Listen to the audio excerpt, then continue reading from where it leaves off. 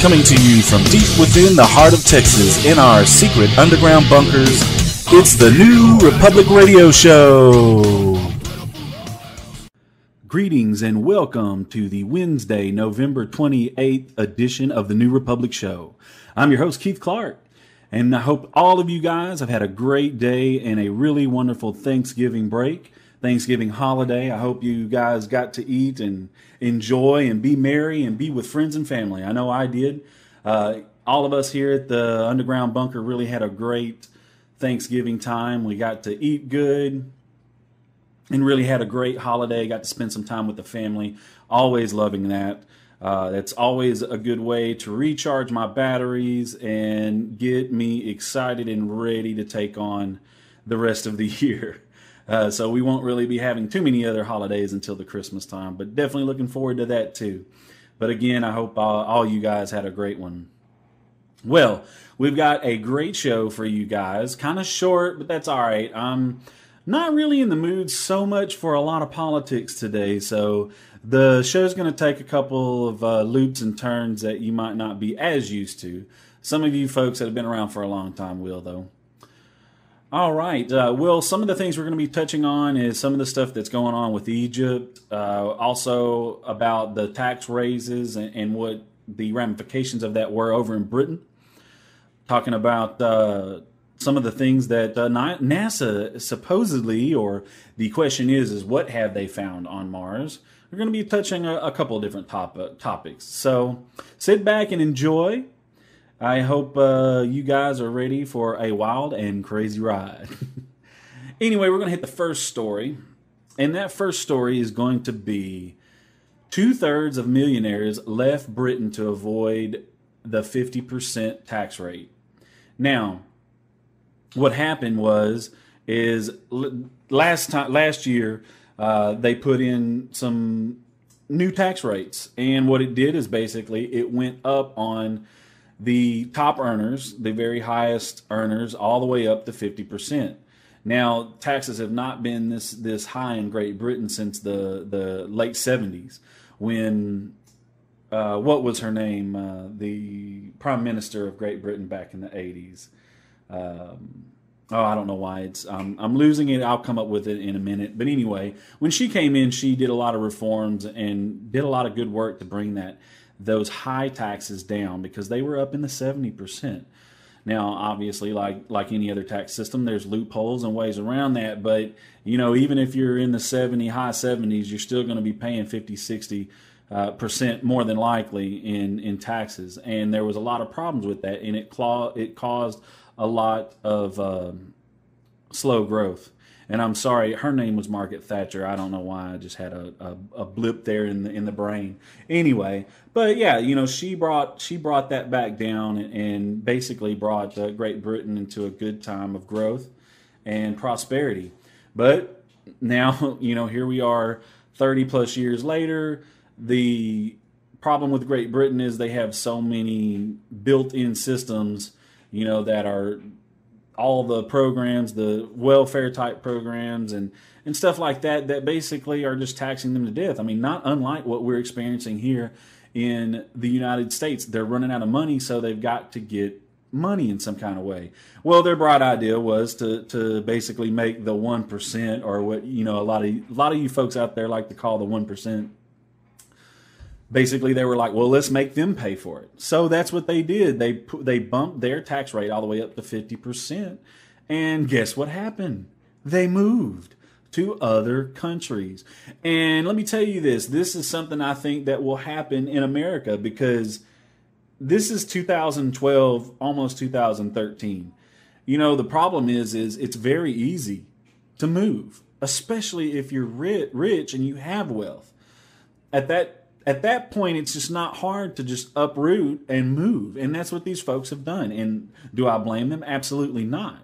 And since there are so many of these socialist type countries out there that are basically to feed the beast that they have created, they're having to tax and more of their people.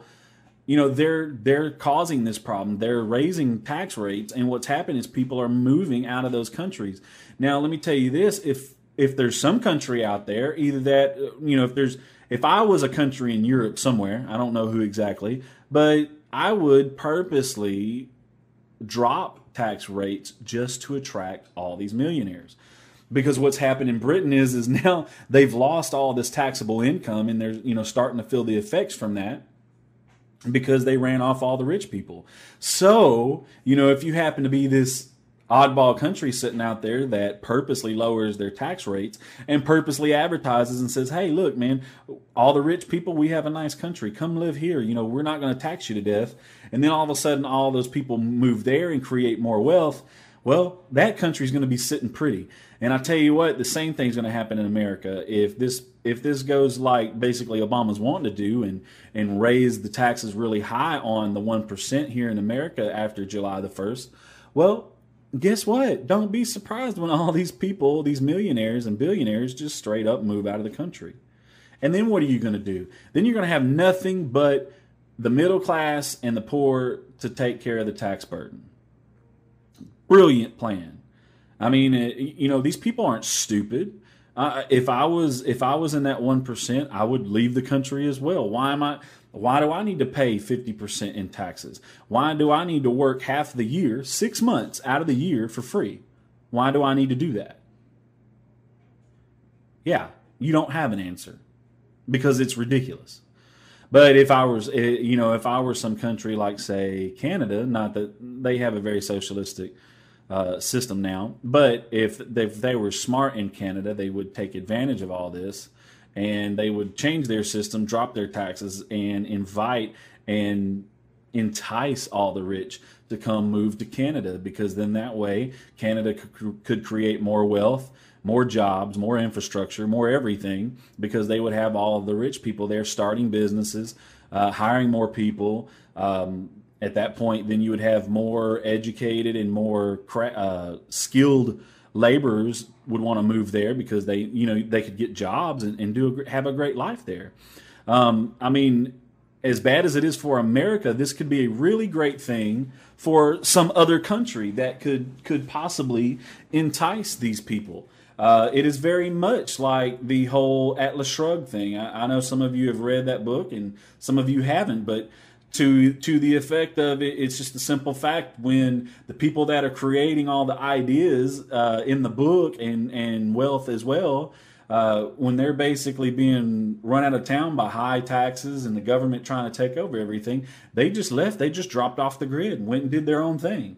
And if there was a country out there smart, in the European area and one here in North America, if there was a country that was smart, they would take advantage of that and take advantage of the change in the United States as far as becoming a socialistic country. They would take advantage of that and woo all of those millionaires and billionaires to their country, their haven, for ideas and work and hard work and good ethics.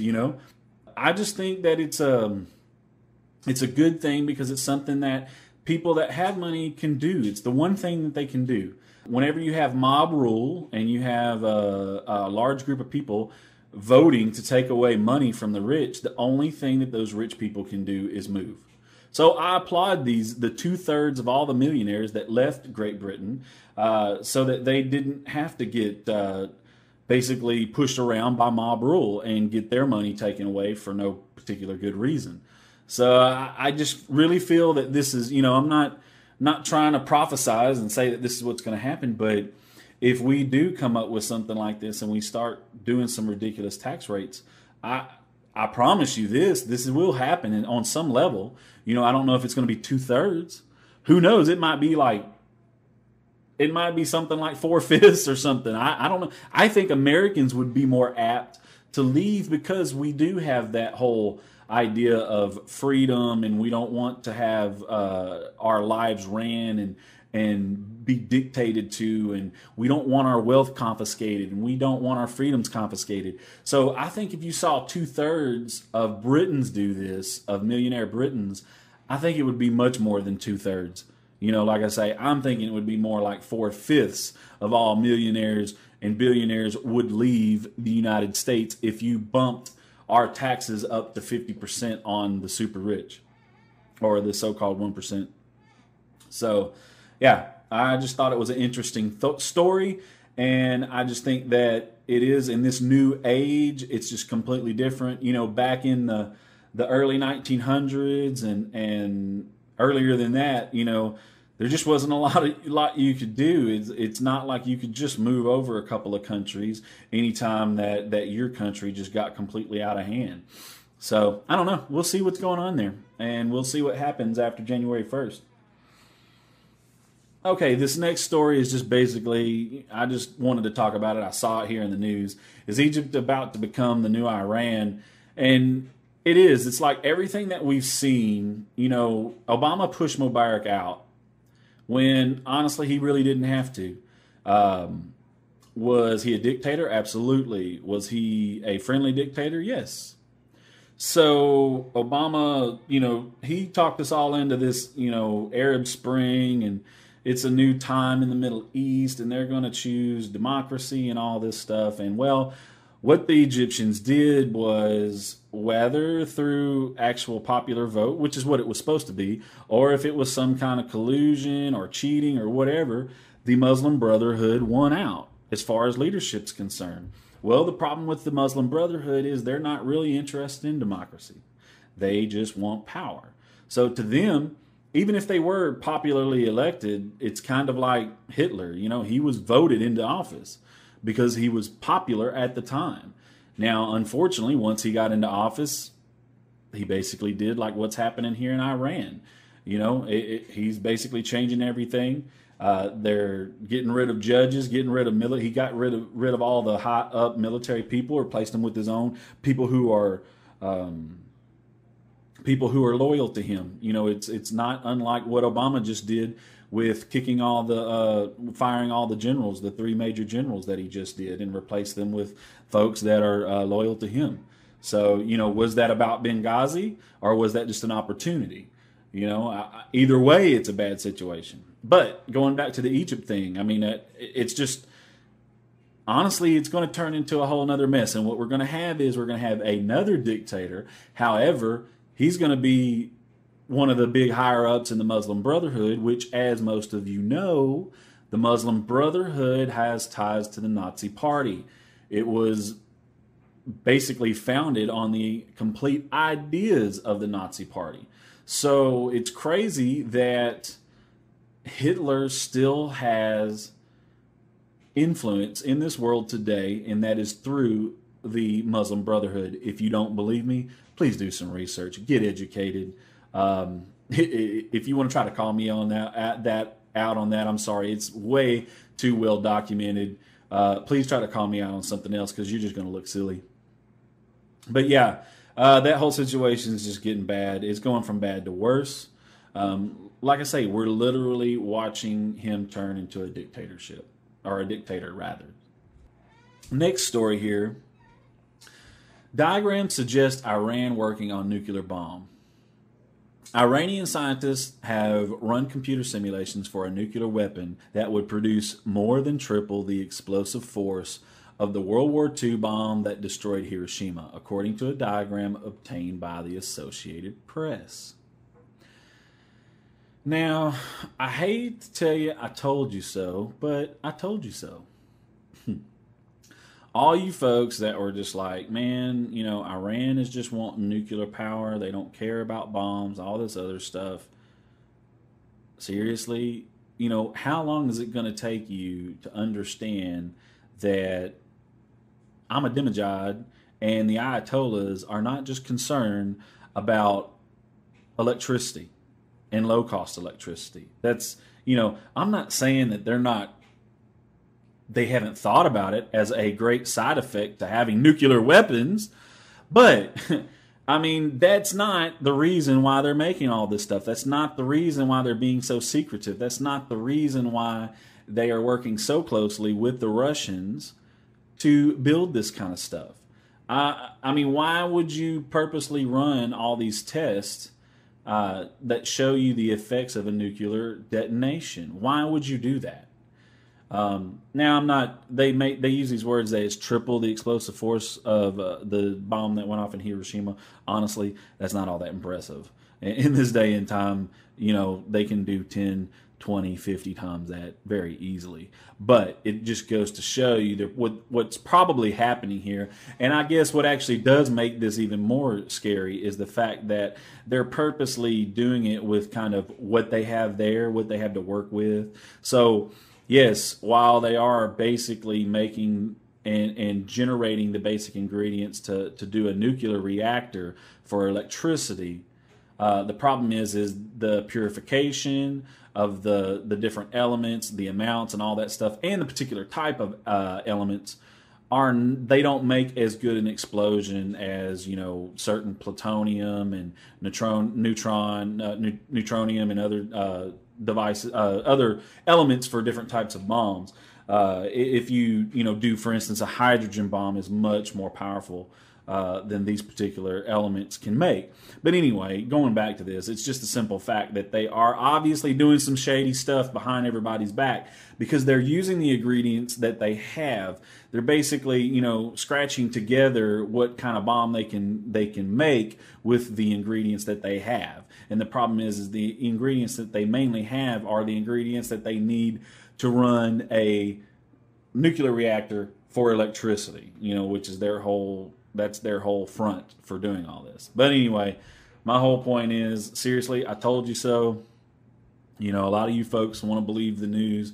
You want to believe ABC, NBC, and all those that do love Iran and are sympathetic to Iran, and they want to basically make Iran a nuclear power in the world, which I'm sorry, just not a good policy. But anyway, moving on. What's NASA found on Mars? Well, a lot of you know there's been a lot of hoopla about a discovery on Mars. Well, what could this be? Has NASA discovered life? Who knows? I don't know. But it'd be kind of cool if they did. However, my problem is they've really worked this up a lot. And after you do a lot of reading, you'll find out that none of this whole idea of it being earth-shattering, historical implications. Yeah, that's some of the stuff that they've actually said about this. And, that really gets me to worrying, not in any kind of bad way. It's just like, I'm kind of like, okay, whatever. No, these people are just trying to sell newspapers. They're just trying to sell news lines on the evening news. So I think we're going to be thoroughly disappointed with this groundbreaking information that they found, or whatever they found on Mars. I hope I'm completely wrong, and I hope they found something cool. It'd be really awesome if they found some microscopic life, or if they found rat droppings. I don't care. It'd be really cool. It'd be really cool if they found parts of a spacecraft or something like that, from somebody else. That'd be really legit. But anyway, I'm just sad that I just think this is all hoopla, and the problem is NASA their funding's been cut so much that I think they'll pretty much do anything to pull a headline nowadays. So even if the team didn't do it, I would not put it past somebody on the way out the door that information, that they added that to the information. So I hope it is cool, but I'm not getting excited about it just yet until I actually hear it, because I really somehow think we're going to be disappointed, and that's just going to be a bummer. Well, I don't know. I had a little problem with this. Because normally we do a liberal nonsense segment, but this is kind of an off the wall story, and it doesn't really fit in the liberal nonsense segment. It basically just fits in a nonsense segment. I think you guys heard me talk about the guy who had the 31-inch arms, the Egyptian. Well, he's back in the news again, and this guy, he's an Egyptian. He's 24 years old, or 24 years old, I believe. Anyway, his nickname, laughingly, is Popeye. His real name is Mustafa Ismail. But he claims to have the world's largest arms. They tape out at 31 inches. Now, many of you know that I have a lot of experience in the health nutrition industry, and you all know that I work out a lot, and I'm really into bodybuilding, powerlifting, all that kind of stuff. But the thing that kills me is that the Guinness Book of World Records is thinking about putting this guy in their books with the record to have the world's largest arms. Now, let me tell you something. If you see the pictures of this guy, and you can look him up, Google Mustafa Ismail, or you can Google Popeye for some reason with his ridiculous nickname. You'll pull the pictures of this guy up, and you can clearly see that, yes, he has super huge arms. But if you'll look closely at them, they do not look human at all. And what I mean is the biceps do not look like biceps. They look distorted, like honestly, they look like cancerous growths. Same way with his triceps, his inner, outer, medial head, all that stuff. They just look ridiculously puffy and misshapen. Now, there is only one reason why muscles take on this type of shape, this type of grotesque figure, and it's when you abuse a substance called synthol. Synthol is an oil. It's an oil that basically you take a syringe, you pump your bicep or whatever muscle it is you want to get bigger. You push that synthol oil into that muscle. What happens is it absorbs it, and it puffs the muscle up. Not only does it make it bigger because it's literally pumping oil inside of it, but it also causes swelling and stuff like that makes the muscle look much larger. The problem is the muscle, the more and more that you pump in here, the more distorted the muscle gets. It stops looking like a bicep, and it starts looking like a cancerous tumor. Not only do his arms look ridiculously disgusting, because not the fact that they're 31 inches, it's the fact that they do not look human in any way, shape, or form. And what completely kills me about this guy is now people have attacked him, rightly so, about using synthol. And he goes off on this whole thing about, oh, I don't use steroids.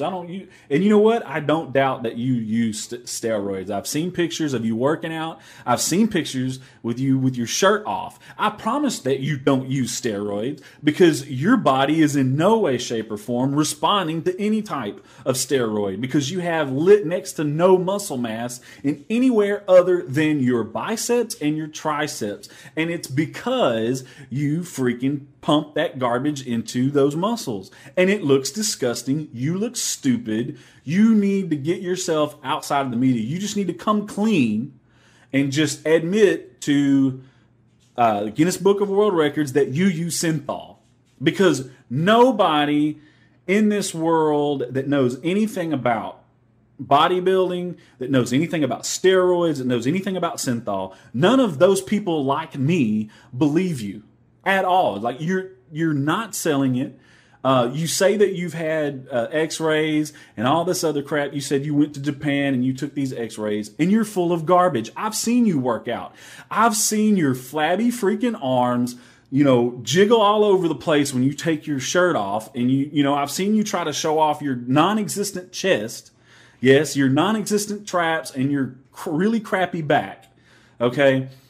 There is no possible way that your body did anything like that, because let me tell you what, even if you were working out really, really hard on just your arms, your forearms, your traps, your chest, your back would get a little bit of that stuff.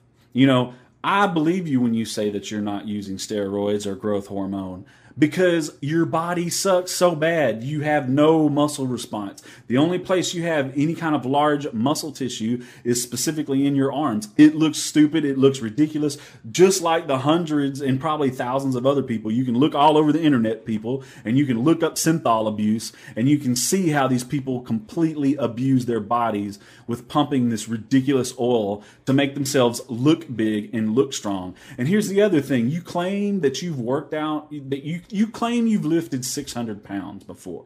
Now, you You purposely seem to have left out what lift this was. But let me tell you what, I promise you haven't squatted 600 pounds.